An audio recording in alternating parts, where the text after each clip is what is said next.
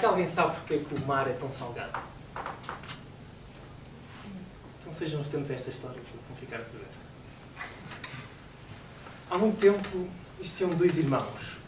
Um era rico e o outro era muito pobre. E o homem rico, ele era muito simpático para os seus vizinhos, era muito afável.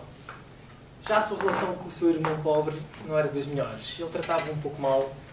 Na verdade, ele tinha medo que o irmão pobre viesse ter com ele e lhe pedisse alguma parte da sua fortuna. Ele não queria partilhar isso com o seu irmão. Claro que o seu irmão mais pobre não pensava isso, nunca na cabeça dele, pensava sujeitar-se à situação. Mas acontece que, um dia, numa véspera de um feriado, ele estava em casa e olhou para os seus filhos e para a sua mulher e reparou que não tinha comida para comer. E no dia a seguir ia ser feriado e não tinha nada para festejar.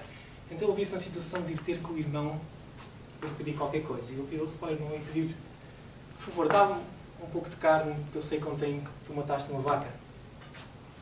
O irmão virou para ele com um certo desdém, pegou uma perna da vaca e entregou-lhe. E disse: pega nisto e vai ter com Easy.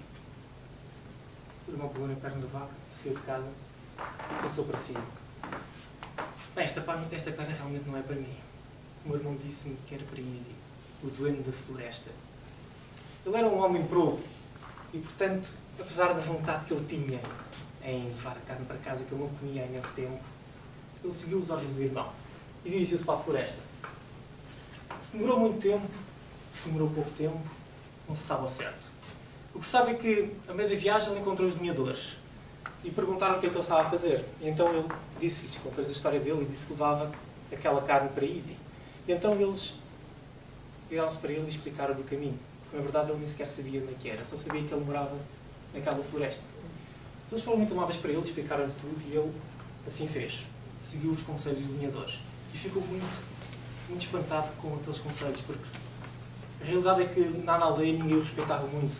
Devido ao seu estatuto e à sua pobreza, ninguém lhe conseguia sequer olhar nos olhos. Ele sentiu-se muito bem com aquela situação e foi à procura de Easy. E não se sabe se demorou muito tempo, se demorou pouco tempo. A verdade é que, de repente, ele viu uma cabana, e dirigiu-se para dentro dela. Lá dentro estava Easy em pessoa. Easy, ao ver o que ele trazia, ficou muito contente. Ele disse-lhe: já não como carne há 30 anos. Entrega-me essa perna imediatamente. Então ele cozinhou e comeu-a num ápice. E sentiu-se muito satisfeito. E então, para lhe agradecer, virou-se para o homem e disse-lhe: vou-te agradecer o presente que tu me trouxeste. Então tenho aqui um punhado de moedas de prata. E entregou-as ao homem. Mas o homem, ao ver aquela prata, lembrou-se de uma coisa que os lenhadores tinham dito, mesmo antes de eu partir. Eles disseram-lhe: se Easy te quiser dar prata, em troca dessa perna que tu levas, não aceites a prata de Easy. Se Easy te quiser dar ouro, em troca dessa perna, não aceites o ouro de Easy. A única coisa que deves pedir é o modo moinho que ele tem. Ele lembrou-se disto. Então ele disse a Easy: não quero a tua prata. Então Easy pegou num punhado de moedas de ouro e entregou-as ao homem. E o homem continuou: não quero o teu ouro. Então Easy: então, mas afinal o que é que tu queres? E o homem disse: o que eu quero é o modo do teu moinho. Easy ficou muito desconfiado com este pedido e disse-lhe: jamais eu te vou entregar a minha mão. É muito preciosa para mim. Podes pedir o que tu quiseres. Podes pedir o dinheiro todo que tu quiseres e imaginares. Eu posso dar isso. Mas eu não posso dar a minha mão. Mas o homem continuou a insistir e ele não queria mais nada sem ser a mão. E então Easy viu-se na obrigação de realmente lhe entregar a mão dele. Porque ele sentia-se que tinha que entregar qualquer coisa em troca. Então ele perguntou-lhe: sabes o que é que queres fazer com essa mão? O homem, na verdade, nem sequer sabia o que é que estava a pedir. Então o Easy virou-se para ele e disse: bom, o que tu deves fazer é que essa mão é especial. É mágica. E então tu pegas na mão e dizes: modo moinho, começa a girar. E pede tudo o que tu quiseres. E ela vai-te dar tudo aquilo que tu quiseres. Assim que estiveres satisfeito, viras para a mão e dizes: modo moinho, já chega. E o mão para. E assim o homem fez. Pegou na mão e foi para casa. Ele demorou muito tempo na sua viagem. Acabou por escurecer e começou a chover torrencialmente. O vento assobiava na floresta e os ramos das árvores batiam-lhe na cara. Só ao amanhecer é que ele chegou a casa. E a mulher, ao vê-lo, ficou muito contente. Ficou muito satisfeita e foi correr para ele e disse: Ah, meu homem, meu marido, ainda bem que voltaste, eu estava cheio de medo de perder. Eu pensei que íamos cair numa desgraça. O que é que tu trazes aí contigo? O homem sentou-se em casa, cansado, bebeu um pouco de água e disse: trago aqui um presente. Repara nisto. Então pegou na mão, colocou no chão e disse: o modo moinho começa a girar. Dá-me tudo de bom para comer. E então, em cima da mesa, começou a surgir os melhores alimentos. Ovos, leite, trigo, carne, vinho, tartes de abóbora. O melhor.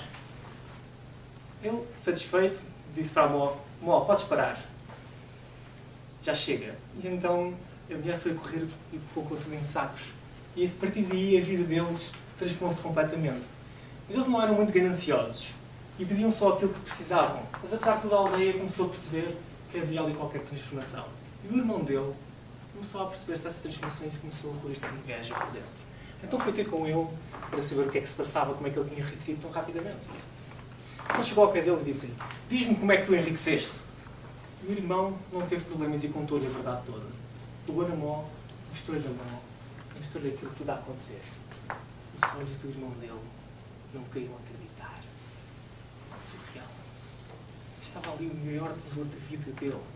Então ele, completamente louco, ele estava enraivecido de inveja. Ele não queria acreditar que o irmão dele podia ficar mais rico do que ele. Então ele virou-se para a mão e disse: vende-me já esta mão, eu quero-a para mim. Não. Esta mão é minha. Mas eu compro-te, quanto dinheiro é que tu queres? Eu dou-te tudo o que eu tenho. Quanto é que tu queres para essa mão? O irmão, esta mão não está à venda, não posso dar-te. Então o irmão mais rico começou a pensar numa artimanha para dar a volta à situação e disse: como é que tu podes ser tão ingrato, sinceramente? Se parares, fui eu que te dei a perna da vaca e foi assim que tu obtiveste a tua mão. Se não queres vender, ou ao menos empresta-me por algum tempo. Então o irmão mais pobre virou-se para ele e disse: ok, podes levá-la por algum tempo. E o irmão rico pegou na mão, nem quis saber mais nada. Ficou louco. Pegou na mão e foi ter com o barco que ele tinha e foi para alto mar. Ele sabia que estava na altura da seca do peixe. Então ele pensou: eu vou negociar em sal. O sal é muito caro. Então ele pegou na mão, foi para alto mar e mandou a mão girar. De modo o moinho começa a girar. E ele começou a pedir sal. Então da mão começou a sair o sal mais brilhante e mais puro que ele alguma vez tinha visto. Ele estava louco. Ele só via os seus lucros aumentar, ele só via a riqueza aumentar. Então o mão continuou a produzir sal. E o barco começou a se encher completamente de sal. E ele, na sua loucura, em vez de mandar parar a mão, não continuou a pedir mais sal. E então o barco começou a afundar-se. E quando a água já estava a entrar dentro do barco, aquele ganhou algum juízo.